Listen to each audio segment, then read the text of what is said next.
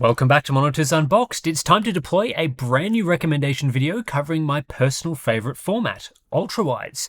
There are now tons of great ultrawide gaming monitors on the market, ranging from massive high-end 45-inch screens down to affordable 34-inch options. Today I'm going to run you through the best ultrawides that you can get in a range of different categories. As with previous best of videos, I tend to focus on monitors I've personally tested and have confirmed to be good. I don't like recommending things based on spec sheets, so for the monitors I talk about today, I've either fully reviewed them or they're a variant of something I've reviewed. You can find more testing data and full impressions of everything in the dedicated reviews and roundups on this channel. These recommendations are not sponsored, no one has bought their way into this list, everything is based on the test data and reviews. If you're interested in purchasing one of the monitors I talk about, links to them are in the description, and you can also use those links to check current pricing. So let's get into it.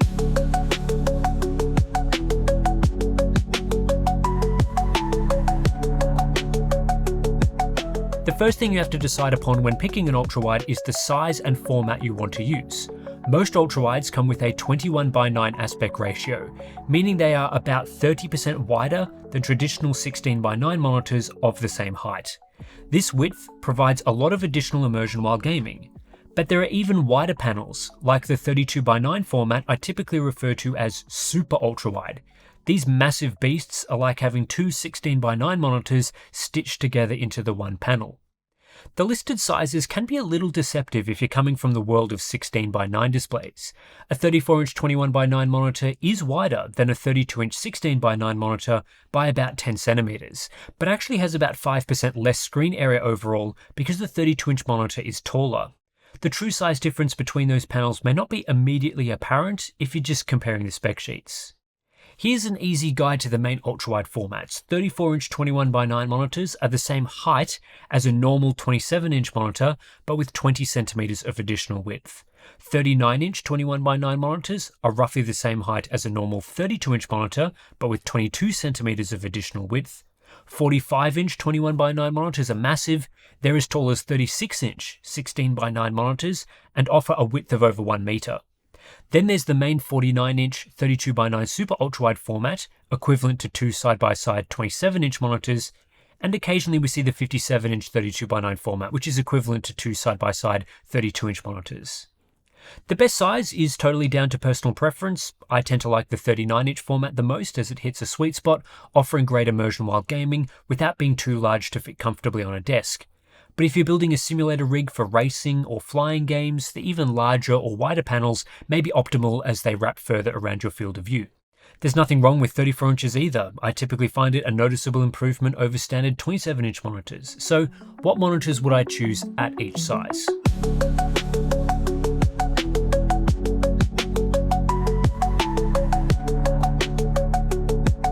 There's only one 39-inch ultrawide on the market that I currently recommend, the LG 39GX 950B that I recently reviewed. This size and very similar sizes have been around for a while now, but I don't recommend anything else for a couple of reasons. 38-inch ultrawide LCDs are no longer produced for gaming, only being used for office and professional displays with limited feature sets for gamers, so LCDs are out of the equation. And while 39-inch gaming OLEDs have been available for several years now, they've come with annoying flaws, like a poor resolution resulting in a low pixel density, too high of a curve, and weaker panel performance by today's standards. The LG 39GX 950B is the best because it's the first and currently only 39-inch WOLED with a 5120x2160 resolution and tandem WOLED technology. The 5K 2K resolution gives it equivalent pixel density to a 32-inch 4K display, which is fantastic for desktop apps and super sharp for gaming, much better than the previous 3440x1440 models. The use of the latest tandem WOLED technology results in the highest HDR brightness I've seen in an ultrawide OLED, very solid SDR brightness, deep blacks, and of course per pixel control. This panel type also offers consistent performance across most HDR scenes, avoiding annoying pitfalls like panel dimming in bright content, and color gamut coverage is higher than previous WOLEDs. LG have complemented this with other upgrades. The 1500R curve is really pleasant for both gaming and application use, striking a nice balance that doesn't leave anything feeling distorted or uncomfortable. The latest subpixel layout helps with text rendering, And there's dual mode functionality, which boosts the refresh rate to 330Hz at a 2560 by 1080 resolution, increasing motion clarity for competitive gaming. What I really like about this monitor is its combination of size, resolution, HDR performance, and immersion for gaming. It doesn't feel nearly as compromised as previous options at this size, and it's just a really fun monitor to use. It's a fantastic choice for high-end setups, and in particular for single-player gaming. There are some drawbacks though. In the 5K 2K mode, the maximum refresh rate is just 165Hz, which I feel is a bit too low for a brand new monitor in 2026. It's not awfully low or a complete deal breaker, but in this price range, it should be 240Hz. The matte screen coating won't be for everyone either, and there are some oddities with HDR calibration. The biggest issue though is the price. The 39GX950B has an MSRP of $1,800 US, which is extremely high for what this display offers. Yes, it's a unique 39-inch 5K 2K format that offers a great gaming experience, but it's 50% more expensive than the best 34-inch options. The price is a little absurd in my opinion. I'd wait for a discount later in the year, especially as LG monitors tend to go on sale several months after launch.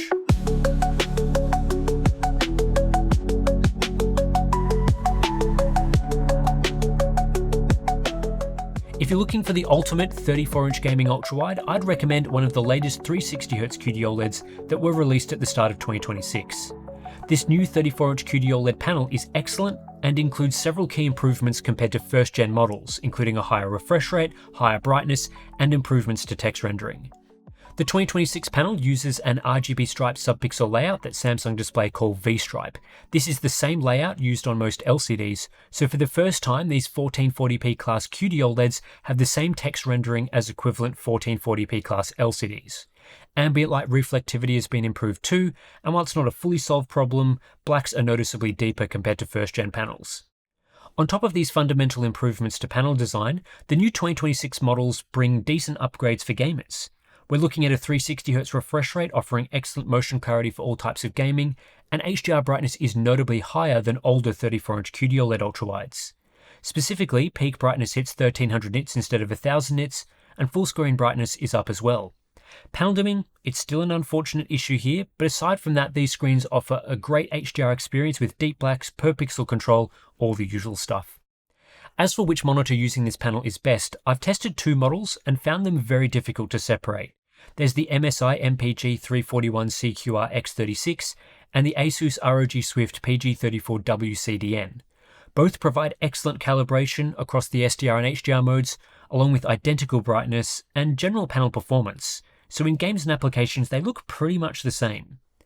Outside of the panel, the Asus model offers DisplayPort 2.1 UHBR20 and unlocked sRGB mode, a mediocre implementation of OLED anti-flicker, and proximity sensor-based presence detection, which are all exclusive to their model. MSI offer adjustable HDR brightness curves, greater control over OLED care features, a better stand base, and a more advanced presence detection system as exclusives. This is a highly competitive feature set with no clear and obvious standout. The best option for most people, I think, will be whatever model is cheaper in your region. In the US, the MSI model is the clear winner in this regard, as their option is priced at just $950 US. The Asus model is far too expensive at $1,300. There's little reason to spend 37% more on their version. But then in Australia, the Asus model is $2,000 Aussie versus $1,900 for the MSI model, which is much more competitive. Why do I recommend QD OLED over WOLED in this category? Well, it's all down to panel performance and features. This new 2026 QD OLED is faster, brighter, has a nicer glossy finish, and a more suitable 1800R curvature. The best 34-inch WOLEDs are using panels first released several years ago, which don't quite stack up due to their aggressive 800R curve, matte finish, and worse performance. I'm expecting this WOLED format to get an upgrade soon, but as things stand, QD OLED is the winner.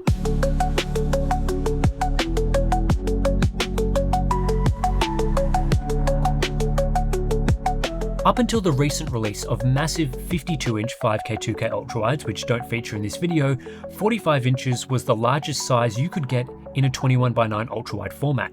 It absolutely engulfs your field of view at a normal desk viewing distance, making it a perfect choice for maximum immersion. For a lot of people, I feel this size is perhaps a little too large, especially compared to 39-inch and 34-inch formats, but some people swear by these screens and love their enormous amount of screen real estate. In particular, the 45-inch format could be a great choice if you are building a simulator rig and want a large screen for a cockpit that will dominate your field of view. Super ultrawide 32:9 monitors are also popular for simulators, but 45-inch 21:9 screens are much taller than 49-inch 32:9 screens, so it depends on what you want out of your setup. There's only one 45-inch ultrawide that I currently recommend, the LG 45GX 950A. This is the only model on the market to use a 5K 2K resolution, a significant upgrade over older 45-inch OLEDs that used a 3440x1440 resolution, which is simply far too low for a display of this size. The pixel density on the latest generation 45-inch panel is actually higher than a 27-inch 1440p display, so it's definitely decent for gaming and desktop apps. This monitor offers fantastic motion performance thanks to the speed of OLED. However, its 165Hz refresh rate runs into the same problem as the 39-inch model, where I think it's a little too lean for a flagship expensive monitor. With that said, there's dual mode support, offering a 2560x1080 mode at 330Hz for increased clarity in multiplayer titles. There's great HDR performance with per pixel dimming, a high contrast ratio, and strong levels of brightness, though just be aware this is not a tandem WOLED panel, so brightness is a step behind the newest screens. I'm not the biggest fan of the 800R curve, though an adjustable curve version is supposed to be coming in the future. I've been saying that for a little while now, so I'm not 100% sure when that version is coming, but it was shown off at the start of last year. It also has a matte screen coating, which won't be for everyone. The biggest issue with the 45GX 950A is its price. It debuted at $2,000 US last year, and while it's since come down to $1,600 US with occasional sales down a little below that, it's still pretty expensive. I think it's a great monitor, but that price tag will restrict it to the highest end buyers.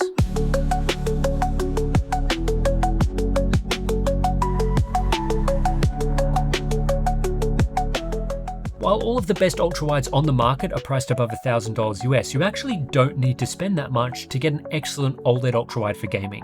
For just $750 US right now, you can get the Dell Alienware AW3425DW, which uses a 34-inch 3440x1440 QD-OLED panel at 240Hz. This is a fantastic bang for buck screen that gives you all the benefits of OLED in a more affordable ultrawide package. Now, earlier in this video, I recommended a 360Hz QD-OLED as the best in the 34-inch category. So what is different about this 240Hz model?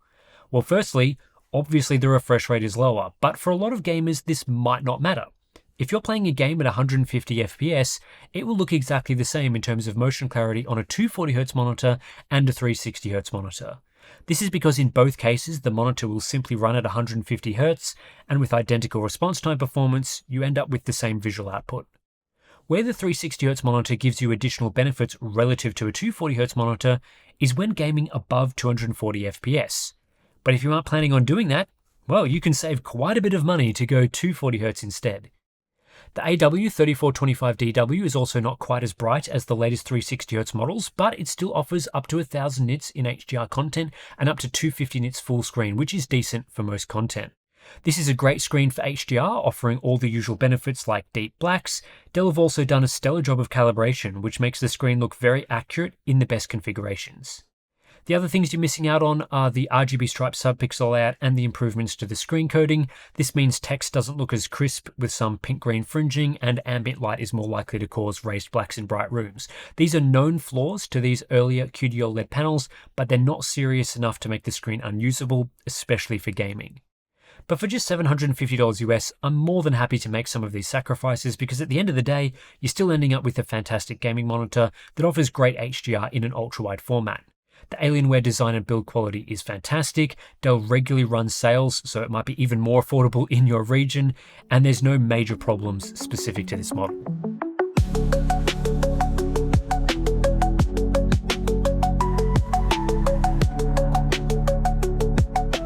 $750 for the best budget OLED ultrawide is still quite a lot to pay to enter the ultrawide market. So what is the best choice below that sort of price range? This is where LCDs come into play, but there's some unfortunate catches here. The majority of budget LCD ultrawides use 34-inch VA panels, none of which offer particularly impressive motion performance. This makes them difficult to recommend broadly, unless you are absolutely sure that you want a 34-inch ultrawide and you don't want to spend that much money.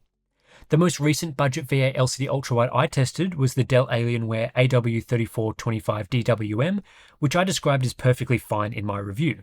It's relatively cheap at $350 US, with sales taking it down to $300. It's got a high contrast ratio for an LCD that exceeds 4000 to 1.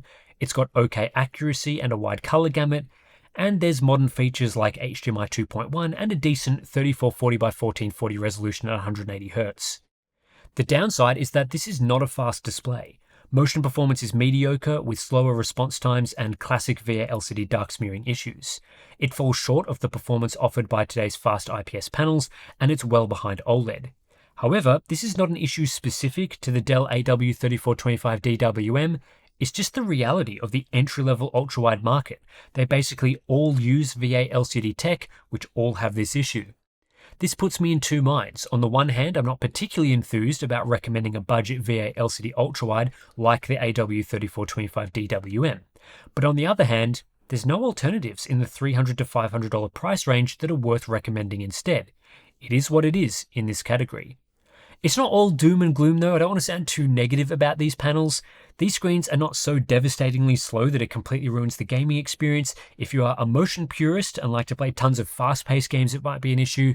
But for standard single-player gaming, it's usable. And as it packs a great 34-inch size and 3440 by 1440 resolution, you do get that immersive element that you don't get with 27-inch 16 by 9 monitors. So if you want a budget ultrawide, VA LCDs are the option, and these days I think pricing on them is, I guess, reasonable.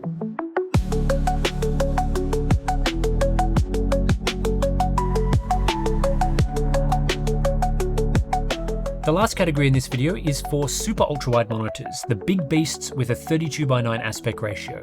The most common format we see here is 49-inch 5120 by 1440 QD OLED, which is the equivalent of two 27-inch 2560 by 1440 QD OLEDs stitched together side by side.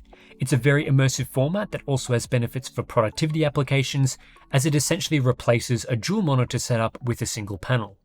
People building simulator rigs may find this format desirable as well, as it provides the extreme width necessary to display several windows within a cockpit. There are two versions of the 5120 by 1440 QD OLED panel, one with a 144Hz refresh rate and the other with a 240Hz refresh rate.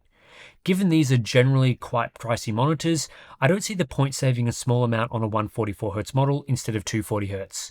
The higher refresh rate is a much better option in 2026 and provides superior motion clarity, responsiveness, and longevity. It will last you more GPU upgrades. There aren't many 240Hz models on the market, and here I typically just recommend the cheapest Samsung model, which right now is the Odyssey G95 SC. This is actually the model I tested a while ago and found to be decent. It's on sale at Best Buy right now for $720 as of the time of putting this video together. But Samsung also offer several other models that use this panel. There's the G95 SD, G93 SD, and G93 SC, which is probably too many options.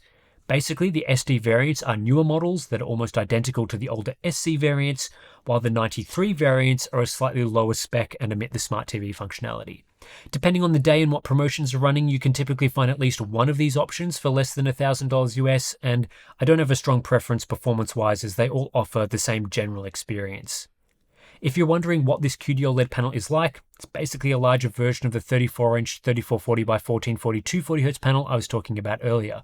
Very similar text rendering, same panel coding, same HDR performance with up to 1000 nits of brightness and so on.